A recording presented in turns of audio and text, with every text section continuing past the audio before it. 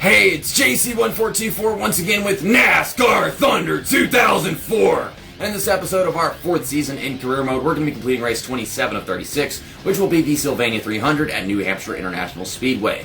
We're going to be trying to hit 2 birds with 1 stone in this video, because we're going to be racing with a paint scheme that WhatiF Racing I know is a huge fan of, and we're going to be racing at New Hampshire, and I think this time we could possibly win here, because the car is slightly bit better, and I'm more prepared for this race. We haven't run yet here in our career mode, and last time we came here, that was with Dale Reynolds kind of collaborating with us, guest commentating on the race. It was a big old mess with the traffic jam at the end of lap 1, and then there was a situation where a car was blowing up, and then I was trying to pass somebody, and we got caught up behind both of them. Ricky Rudd wouldn't stop wrecking into me. It was all kinds of stupid.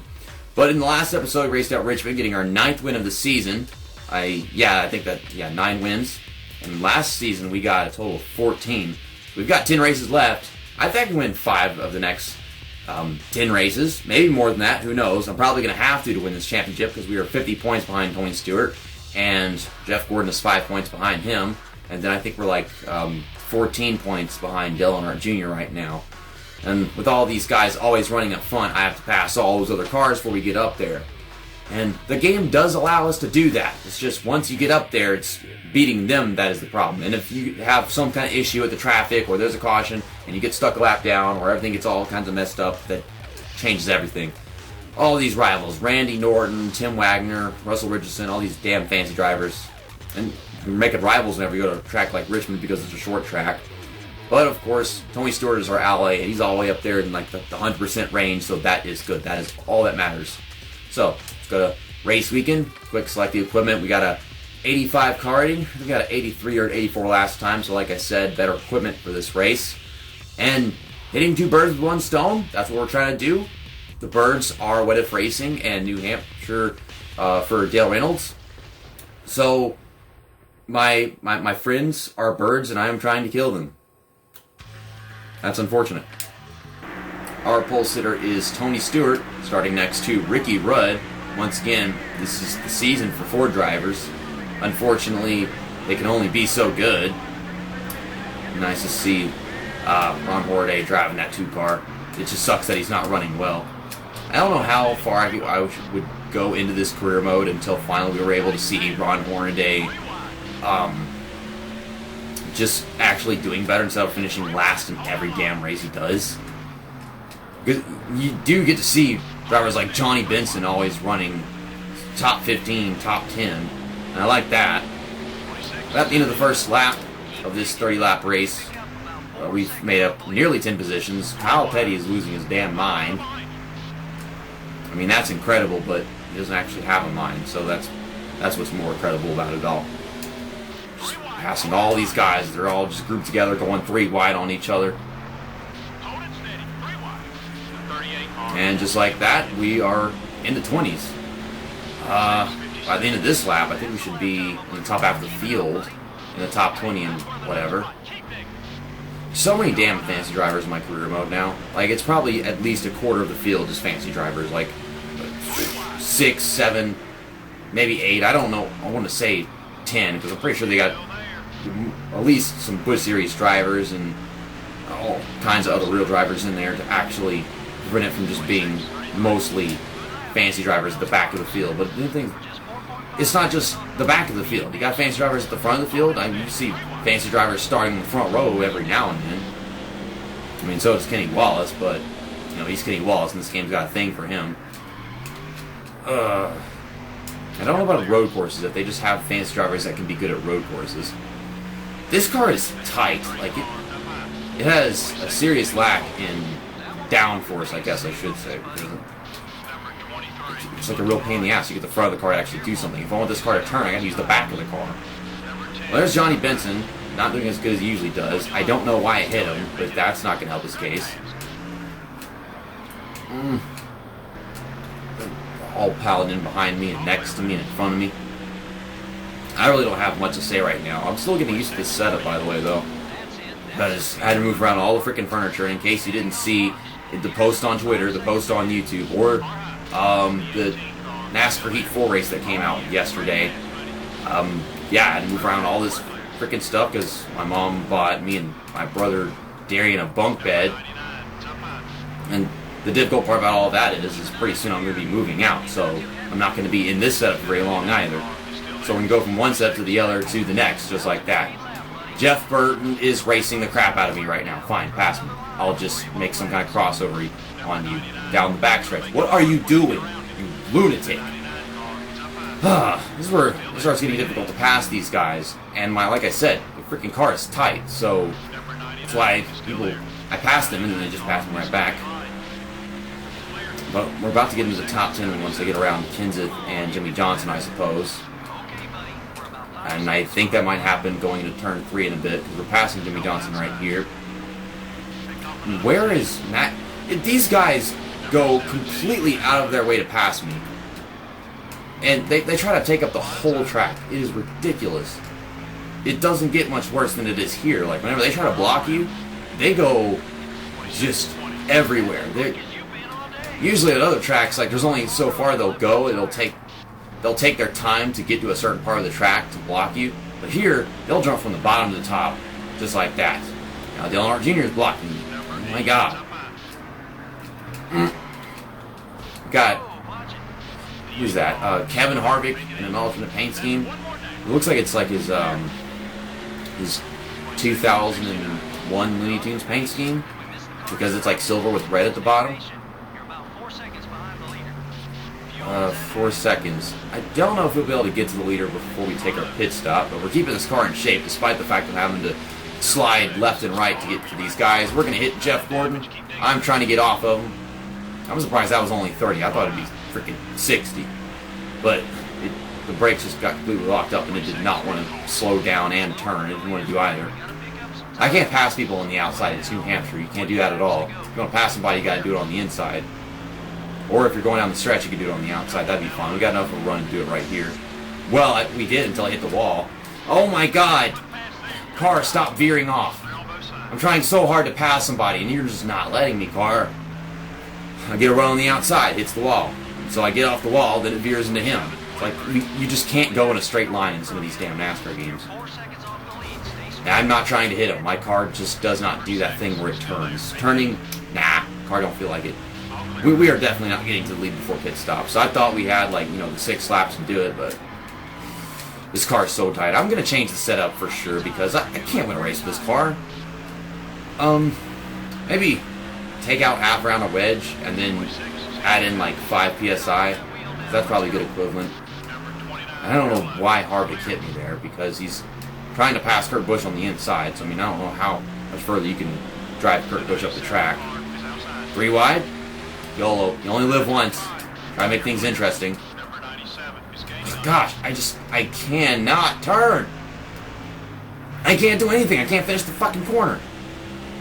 Oh my goodness, I can't bear another 2 laps of this. I'm going to have an anxiety attack just trying to drive this damn car. Fine, go into 3rd gear. That'll make things work better. Actually, a lot better. And you shift into 3rd gear, this damn thing just jumps all the way down to the bottom of the track like it's nothing. I'm going to brake really hard going in, then slow down, and do it again. Both these guys are going down pit road. I'm going to dodge them, dodge the inside wall. That was such a nifty, swifty move. The Taylor Swifty move. Kevin Harvick didn't go down pit road, though. So I guess Ricky Rudd just kind of screwed him out of maintaining that position. There's Ryan Newman in the lead right now. Rocket Man.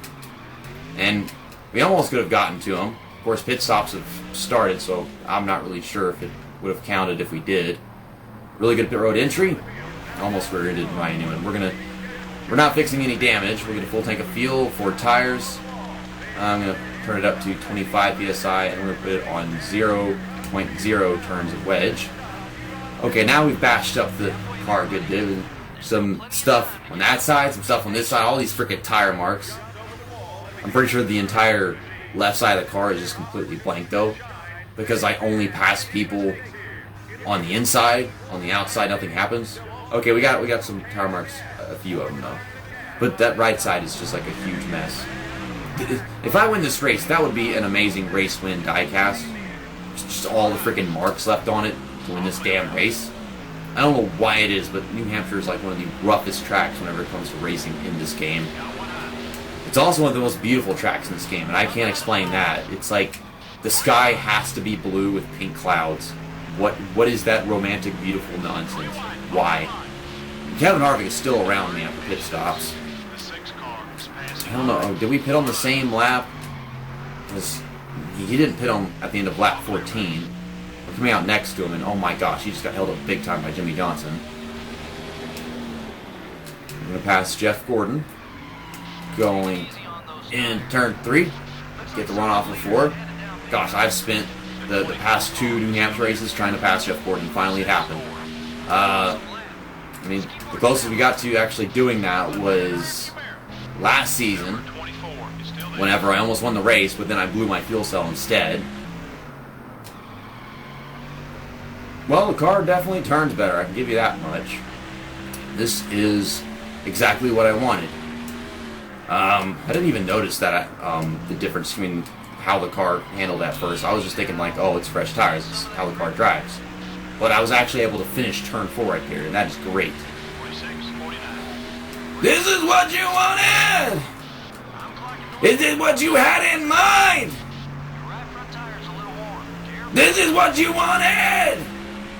Well, this is what you're getting! Well, what I'm getting, I'm going to pass Ricky Rudd, and then we're going to pass Ryan Newman. We're going to have a 4-car battle for the lead from the looks of it, because they're gaining on Tony Stewart, who is still the leader. He just dominated this damn race. Unless they pass Tony Stewart, then we're going to find ourselves not actually gaining anything on Tony Stewart. Because whenever they lead the most laps, but then they don't win the race, and they finish in second, then there's no actual points gained. So, can y'all please get Tony Stewart? Actually, whenever I get underneath Tony Stewart, that might put him in a position where he can get past. But first off, I have to pass these guys, which is not going to be very easy. I just rear-ended Ricky Rudd. 4 drivers side by side. Freaking 3 wide with Ryan Newman at the top. I did not say 4 drivers, I said Ford. You know I said Ford. I can count. Oh my goodness, I overdrove turn 3. And now we're shifting into 3rd, diving off the corner. Ricky Rudd and Ryan Newman are falling behind. I don't need this. I need y'all to stick with us. If I raise Tony Stewart hard enough, then he could be slowed down. So, no rush. Take it easy. You know, just hit the brakes. Oh, and I hit Tony Stewart, so that's not going to help my ally. Well, he actually didn't get too pissed about that, so it didn't decrease. That's nice. Someone blew up, and that is Dale Earnhardt Jr. Sad day for Junior Nation. Okay, like me and Tony Stewart, we're racing each other very hard, and slowing each other down, and for some reason Ricky Rudd and Ryan Newman are not doing a very good job of keeping up. I hate that. I'm almost hitting Tony Stewart right now. Oh, yeah, I still overdrove the corner. I wasn't even doing that on purpose. I just literally did that. Okay, I hit you a while ago, and your alliance went up just because of clean racing. Clean, good, hard racing. I'm making things interesting. I don't exactly want to. I mean, I've given up on the whole Ricky Rudd, Ryan Newman thing because clearly they just can't keep up. I'm going to get to the end of this race. Y'all please take care of Tony Stewart for me.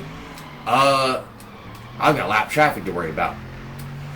I don't like where this is going. I've had problems with lap traffic before. This is my first time having lap traffic problems at New Hampshire, though. At least as far as I'm concerned, it is.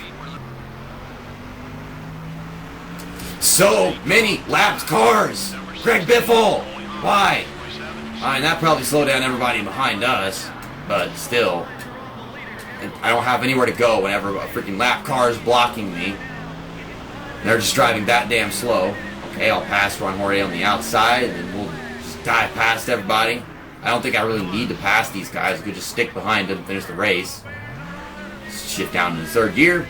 And finally, for Dale Reynolds, we win in New Hampshire, and we do it in the iconic Alan Kulwicki Hooters paint scheme that was previously driven by Todd Bodine and now me. Or Brett Bodine, not Todd Bodine.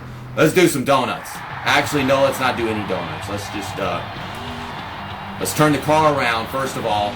Turn the car around. I can't turn my car around. I can't turn my car around. Turn the car around. Thank you. Yeah, a little burnout. Great. Now, let's do the Polish victory lap. It's the Jared Kulwicki time. I don't fucking know.